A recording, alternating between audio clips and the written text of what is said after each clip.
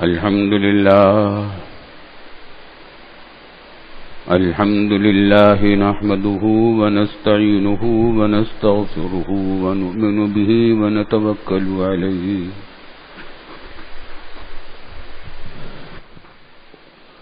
ونعوذ بالله من شرور أنفسنا ومن سيئات أعمالنا من يهده الله فلا مضل له ومن يضلله فلا هادي له ونشهد أن لا إله إلا الله وحده لا شريك له ونشهد أن سيدنا وسندنا ومولانا محمدا عبده ورسوله صلى الله تعالى عليه وعلى آله وصحبه أجمعين وسلم تسليما كثيرا كثيرا أما بعد فأعوذ بالله من الشيطان الرجيم بسم الله الرحمن الرحيم يسألونك عن الأهلة قل هي مواقيت للناس والحج بزرگان محترم اور برادران عزیز، یہ اسلامی سال کا پہلا مہینہ ہے محرم الحرام۔ اسلامی کیلنڈر کا آغاز ہر سال اسی مہینے سے ہوتا ہے، اور اس مہینے کا نام محرم ہے، اور پھر مزید اس کے ساتھ حرام کا لفظ بھی ہے۔ دونوں کے معنی ہے حرمت والا، حرمت والا مہینہ ہے، عظمت والا مہینہ ہے، حرمت والا مہینہ ہے۔ تو یہ بہت بابرکت مہینہ ہے، برکتوں سے بھرپور مہینہ ہے۔ خاص طور سے عاشورہ 10ویں تاریخ اس مہینے کی جو گزری ہے ابھی پرسوں، یہ تو بہت ہی افضل الایام میں سے ہے۔ حضرت صلی اللہ علیہ وسلم جب مدینہ طیبہ تشریف لائے تو یہاں دیکھا کہ یہودی روزہ رکھتے ہیں عاشورہ کا، 10 تاریخ کا۔ وجہ پوچھی تو انہوں نے بتلایا کہ اس تاریخ میں حضرت موسیٰ علیہ السلام کو اللہ تعالیٰ نے فتح مبین عطا فرمائی تھی فرعون کے لشکر کے مقابلے میں اور فرعون کے مقابلے میں، تو ہم اس کے شکرانے کے طور پر یہ روزہ رکھتے ہیں۔ تو آپ صلی اللہ علیہ وسلم نے فرمایا کہ ہم تو موسیٰ علیہ السلام کے تم سے بھی زیادہ قریب ہیں، تم نے تو ان کی تعلیمات میں طرح طرح کی تحریفات بھی کر دی، ہم تو صحیح معنی میں ان پر ایمان رکھنے والے ہیں، اس بات اب ہم بھی روزہ رکھیں گے۔ چنانچہ حضرت صلی اللہ علیہ وسلم نے عاشورہ کا روزہ رکھا اور صحابہ کرام نے بھی رکھا،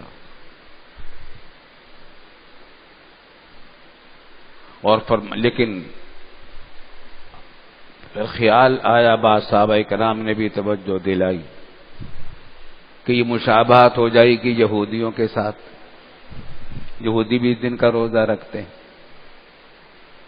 تو آپ نے فرمایا کہ اگلے سال سے میں اس کے ساتھ 9ویں تاریخ کا روزہ بھی رکھوں گا، اور فرمایا کہ اس سے پہلے ایک دن کا روزہ رکھو، اور ایک روایت میں یہ بھی ہے کہ بعد میں ایک روزہ رکھ لو، ان میں سے کوئی ایک رکھ لو، لیکن افضل اور احتیاط کی بات یہی ہے کہ 9ویں تاریخ کا روزہ رکھا جائے 10ویں تاریخ کے ساتھ۔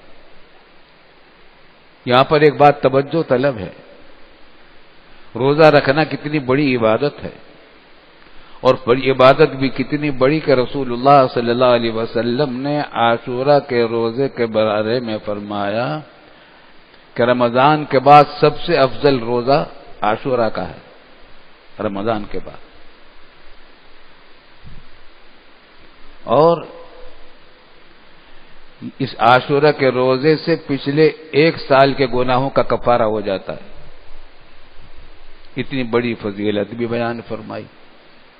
مگر یہودیوں کی موافقت سے بچنے کے لیے آپ نے فرما دیا کہ اگلے سال میں 1 دن کا روزہ اور رکھوں گا.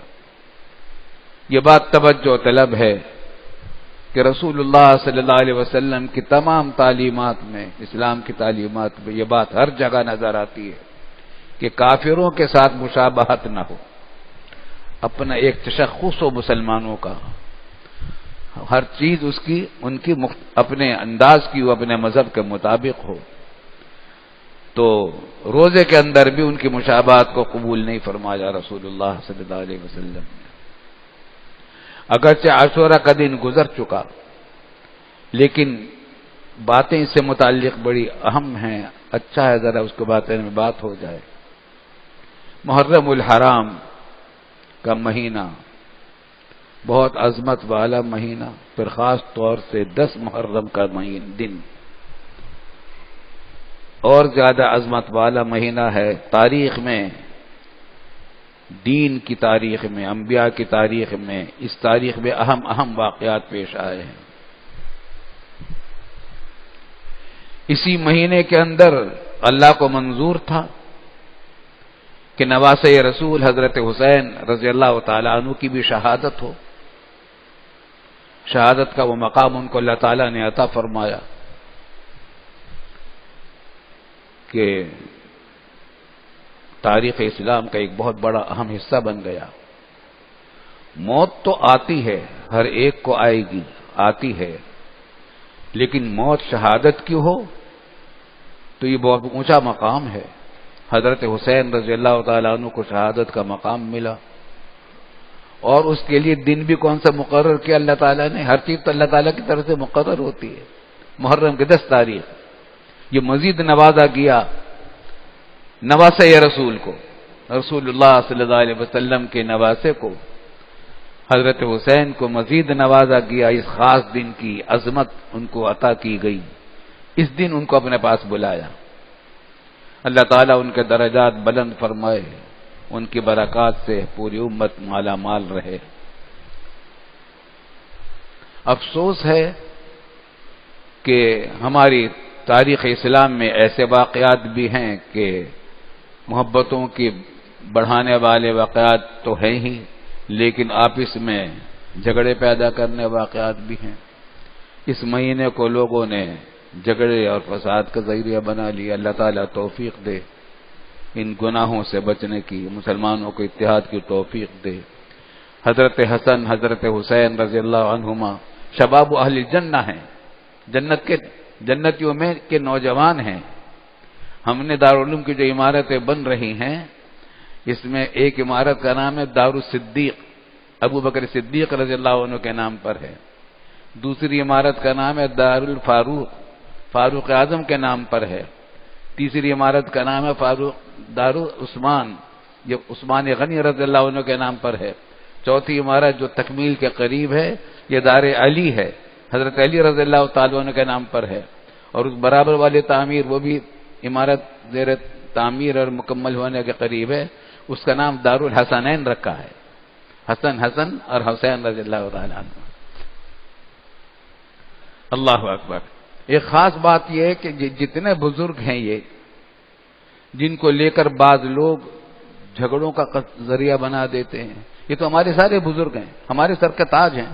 حضرت علی، حضرت حسین، حضرت فاطمہ، ان کے اہل بیت، اور ان میں آپس میں خود بڑے محبتیں تھیں، بڑی محبتیں تھیں. لوگوں نے تو تاریخ کو بدل ڈال مسخ کیا اور یہ ثابت کیا کہ ان میں آپس میں جھگڑے تھے. خدا نخواستہ علیہ باللہ، ان کے ہاں تو ایک دوسرے کا عجیب و غریب اہتمام تھا. حضرت فاروق اعظم رضی اللہ عنہ کی شہادت بھی یکم محرم کو ہوئی ہے، ان کو بھی اس مہینے کی عظمت ملی. ایک خاص بات یہ، باتوں میں بات یاد آتی ہے، فاروق اعظم رضی اللہ تعالیٰ عنہ نے جب شام کا سفر کیا، بیت المقدس کا سفر کیا، بہت تاریخی واقعہ ہے، ایمان افروز واقعات ہیں اس کے. تو یہاں معلوم ہے کہ اس کو اپنا نائب بنا کر مقرر کر کے گئے تھے مدینہ طیبہ میں، حضرت علی رضی اللہ تعالیٰ عنہ کو اپنا قائم مقرر کر کے گئے تھے۔ لوگ تاریخ کو مسخ کر کے یہ ذہن بتاتے ہیں کہ ان کا آپس میں اختلافات تھے، لڑائیاں تھیں، مخالفتیں تھیں، ایک دوسرے کے خلاف تھے، ایک دوسرے پر اتنا اعتماد کہ اپنا امیر المومنین جس کی حکومت اس وقت تقریباً آدھی دنیا کے قریب پہنچ چکی تھی، ایشیا کے کتنے ممالک فتح ہو چکے تھے، افریقہ کے کئی ممالک فتح ہو چکے تھے، جب وہ چھوڑ کر جاتے ہیں یہاں سے مدینہ طیبہ دارالحکومت کو، دارالخلافہ کو، تو اپنا قائم مقام کس کو بناتے ہیں؟ حضرت علی رضی اللہ تعالیٰ عنہ، جن کے آپس میں محبتیں تھیں۔ باتوں میں بات یاد آتی ہے، اللہ اکبر، اس وقت تک فاروق اعظم کے زمانے میں سن 21 ہجری تک اسلامی کیلنڈر مقرر نہیں تھا، ہجری سال، ہجری کیلنڈر مقرر نہیں تھا۔ حضور صلی اللہ علیہ وسلم کے زمانے میں جب کوئی تاریخ بتانی ہوتی تو کہا جاتا تھا کہ عام الفیل کا جو واقعہ پیش آیا تھا اس کے 5 سال کے بعد یہ واقعہ ہوا، 6 سال کے بعد یہ واقعہ ہوا۔ اس قسم کے طرح طرح کے واقعات کو لوگوں نے اپنا تاریخ کا مبدا بنایا تھا، اور فاروق اعظم کے زمانے تک اسلامی کیلنڈر کا سال کا آغاز کہاں سے ہوگا یہ طے نہیں ہوا تھا۔ فاروق اعظم کا دور حکومت ترقیات کا دور ہے، اسلامی تاریخ کا وہ روشن ترین دور ہے۔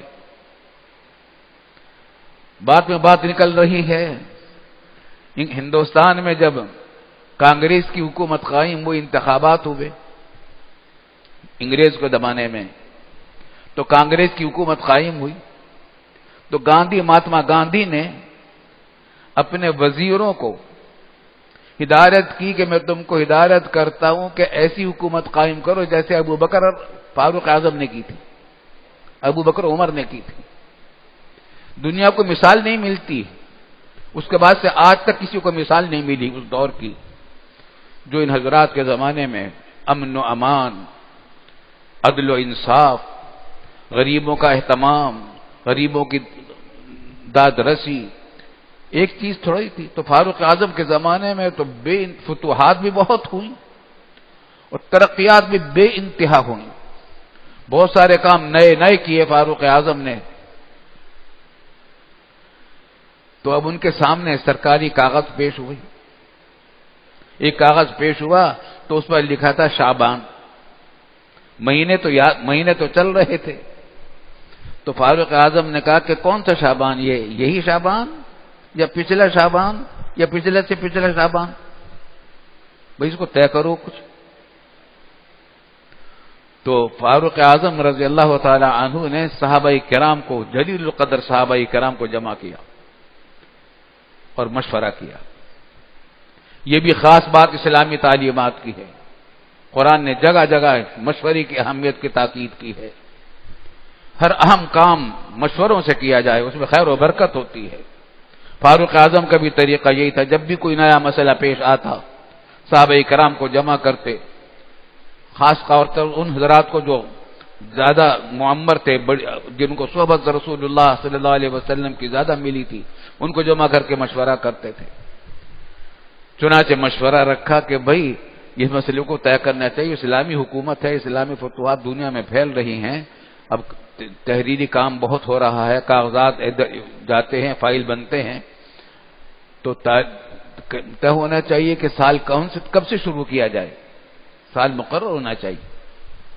مختلف آراء آئیں تو حضرت علی رضی اللہ تعالی عنہ نے مشورہ دیا، مشورے میں حضرت علی رضی اللہ تعالی عنہ تھے، پیش تھے، مشورہ دیا کہ ہجرت کے واقعے کو تاریخ کا آغاز قرار دے دیا جائے، اسلامی تاریخ کا آغاز ہجرت کی تاریخ سے کیا جائے،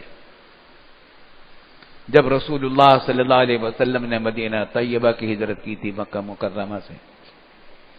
چنانچہ فاروق اعظم نے بھی اس کو پسند کیا اور سب نے اس کو پسند کر لیا۔ اور طے ہو گیا کہ ہجرت ہی کے کو نقطۂ آغاز بنایا جائے اسلامی سال کا، لیکن ہجرت ہوئی تھی 12 ربیع الاول کو، ایک قول کے مطابق، ایک دو قول کے مطابق ایک دو دن پہلے۔ عربوں کی عادت یہ تھی کہ وہ محرم سے سال شروع کیا کرتے تھے زمانے جاہلیت سے۔ تو فاروق اعظم نے اور صحابہ کرام نے مشورہ کر کے طے کیا کہ یکم محرم الحرام سے اس کو کر دیا جائے، اسی سال ہجرت سے 2 مہینے چند روز پہلے سے سال شروع کیا جائے اور اس کو ہجرت سن ہجری کہا جائے۔ یہ سن 21 ہجری کا واقعہ ہے۔ تو فاروق اعظم رضی اللہ تعالی عنہ نے اسلامی کیلنڈر کا آغاز کیا سرکاری سطح پر، اور یہ اس کا آغاز ہوا یکم محرم الحرام سے۔ تو اسلامی سال شروع ہوتا ہے یکم محرم الحرام سے۔ یہ مہینہ ہمارے لیے بڑی عظمت کا مہینہ ہے۔ لیکن ایک بات یاد رکھیے، دیکھیے شمسی کیلنڈر پہلے سے رائج چلا آ رہا تھا عیسیٰ علیہ السلام کی یوم پیدائش سے۔ آج 2016 چل رہا ہے ان کی پیدائش کو، حضرت عیسیٰ علیہ السلام کی۔ اس سے بھی تو کام چلا سکتے تھے۔ ایرانیوں کے ہاں ایک کیلنڈر چلا آ رہا تھا، اس سے بھی کام چلا سکتے تھے، لیکن صحابہ کرام نے اس کو پسند نہیں کیا کہ دوسری قوموں کی ہم پیروی کریں، ان کی ماتحتی کو اختیار کریں، ہم اپنی شان کو برقرار رکھیں گے۔ اور ہجرت کے واقعے کو مرکز بنایا۔ عام طور سے سالوں کی تاریخ قومیں اپنے کسی بڑے کی پیدائش پر رکھتی ہیں، تو رسول اللہ صلی اللہ علیہ وسلم کی یوم پیدائش کو بھی بنا سکتے تھے، لیکن خاص بات یہ ہے کہ یوم پیدائش اور یوم وفات بھی تو ربیع الاول میں ہے۔ تو رسول اللہ صلی اللہ علیہ وسلم کے واقع ہجرت کو بنیاد بنایا گیا، کیونکہ واقع ہجرت جو تھا یہ ایک تاریخ ساز واقعہ تھا، ایک انقلاب آیا اسلامی تاریخ میں رسول اللہ صلی اللہ علیہ وسلم کے زمانے میں۔ جب سے آغاز نبوت ہوا تھا 13 سال آپ نے مکہ مکرمہ میں کافروں اور مشرکین کی اذیتوں کو برداشت کیا، اور برداشت کرتے رہے، صبر کرتے رہے، لڑائی سختی کا جواب سختی سے نہیں دیتے تھے، کتنی کتنی اذیتیں پہنچاتے تھے، صبر کرتے تھے۔ حکم یہ تھا کہ لڑو مت۔ صبر کی چکی میں، صبر کی بھٹی میں پکایا گیا ان صحابہ کرام کو، عادت ڈالی گئی کہ صبر کی عادت ڈالو، صبر کی عادت ڈالو، جذبات کے پیچھے دوڑنا یہ سمجھدار لوگوں کا کام نہیں ہوا کرتا۔ حکمت کے ساتھ کرو، صبر کرو، صبر کی عادت ڈالی گئی۔ پھر ہجرت مدینہ ہوئی، یہاں سے اسلام کی تاریخ کا ایک جو آغاز نیا باب شروع ہوا ہے، فتوحات اسلام کی شروع ہوئیں، اسلامی حکومت قائم ہوئی، یہاں تک کہ پورے جزیرہ نما عرب پر رسول اللہ صلی اللہ علیہ وسلم کی حکومت قائم ہو گئی۔ تو ہماری تاریخ اسلام کا بہت ہی عظیم دن وہ ہے جب رسول اللہ صلی اللہ علیہ وسلم اور صحابہ کرام ہجرت کر کے مکہ معظمہ سے مدینہ طیبہ آئے تھے، اس کو اپنا ہم نے کیلنڈر بنایا۔ یہ تمام باتیں ہم کو ایک سبق دے رہی ہیں، وہ یہ کہ اپنے کلچر کو، اپنی معاشرت کو، اپنی تاریخ کو محفوظ کرنا ہر قوم ضروری سمجھتی ہے، اور ہمارے نزدیک بھی اسلامی تعلیمات بھی ہم کو بتاتی ہیں کہ اپنے کلچر کو، اپنی تاریخ کو، اپنی ماضی کو یاد رکھو۔ یہ افسوسناک بات ہے کہ آج ہمارے بچوں کو جنوری، فروری، مارچ تو یاد ہیں، لیکن محرم، صفر، ربیع الاول، ربیع ثانی یاد نہیں ہیں۔ 2016 تو یاد ہے، 1438 یاد نہیں۔ ہمارے روزمرہ کے زندگی میں ہم نے کوئی اچھا کام نہیں کیا یا کوئی قابل تعریف کام نہیں کیا، ہم نے مسلمانوں کی شایان شان کام نہیں کیا، صحابہ کرام کے شایان شان کام نہیں کیا۔ ہمیں اپنے بچوں کو یہ تاریخ یاد رکھوانے کے لیے اس کا اہتمام کرنا چاہیے کہ اپنے گھر، چلو باہر نہیں کر سکتے تو گھر کے اندر تو کام کاج میں چاند کا حساب رکھیں. ہمارے یہاں دارالعلوم میں پورا نظام، اتنا بڑا ادارہ ہے، 1000 کے قریب یہاں کام کرنے والے حضرات ہیں، 10,000 سے زیادہ طلبہ زیر تعلیم ہے پوری دنیا کے، اور یہ چھوٹا سا شہر آباد ہو گیا ہے دارالعلوم کے نام سے. ہمارے پورا نظام الحمدللہ سن ہجری کے حساب سے ہوتا ہے، اسلامی کیلنڈر کے حساب سے ہوتا ہے. تنخواہیں، ملازمتیں، سب کام، سارا کام، سارے حساب کتاب. حالانکہ آڈٹ بھی ہوتا ہے ہمارا حسابات سرکاری اداروں میں آڈٹ بھی ہوتا ہے، اور سرکاری اداروں میں خط و کتابت بھی ہوتی ہے، مگر وہاں ہم جب لکھتے ہیں تاریخ تو اپنی تاریخ پہلے لکھتے ہیں اور شمسی تاریخ، عیسوی تاریخ اس کے نیچے لکھتے ہیں، اس کے آگے لکھتے ہیں. اسلام کو سربلند رکھنا ہے، اپنے کلچر کو اونچا رکھنا ہے، اس کی عادت ڈالنی چاہیے، کوئی رکاوٹ نہیں پیش آتی، اس طرح یاد رہے گا. بلکہ ایک خاص بات یہ بھی ہے کہ اگر چاند کا حساب کیا جائے، ہجری سن کا چاند کا حساب رکھا جائے، عیسوی جو ہے وہ تو آفتاب کی حرکت کے تابع ہے، اور یہ چاند کے تابع، چاند کے حساب سے اسلامی کیلنڈر. چاند کا سال شمسی سال سے تقریباً 9، 10، 11 دن چھوٹا ہوتا ہے. عیسوی سال میں 31 کا مہینہ کئی نکل جاتے ہیں، 8 مہینے 31 کے آ جاتے ہیں، اور چاند کے مہینے میں 31 دن نہیں آتے. ایک دن 28 کا آ جاتا ہے عیسوی میں، اسلام میں کبھی 28 نہیں آتے اسلامی سن میں. پھر یہ کہ کوئی مہینہ 29 کا ہو جاتا ہے. اس طریقے سے تقریباً 9 دن کم از کم سال کے کم ہوتے ہیں، تو تنخواہ والوں کو سال بھر میں 9 دن کی مزید تنخواہ مل جاتی ہے. تنخواہ والوں کو سال بھر میں مزید تنخواہ مل جاتی ہے 9 دن کی یا 11 دن کی. حساب لگائیں تو غالباً 11 دن بنتے ہیں یا 9 دن بنتے ہیں. بہرحال اس کو رواج دینے کی ضرورت ہے، اور اس سے ہمارے کسی کام میں خلل نہیں آئے گا. ہمارا اتنا بڑا ادارہ ہے، کتنی اداروں سے ہمارے روزانہ روابط ہیں، بلکہ صرف حکومت پاکستان سے ہی نہیں، دنیا بھر کے ممالک سے تقریباً ہمارے روابط ہیں، خط و کتابت، ای میل ہیں، ڈاک آتی ہے جاتی ہے، فتاوی لکھے جاتے ہیں.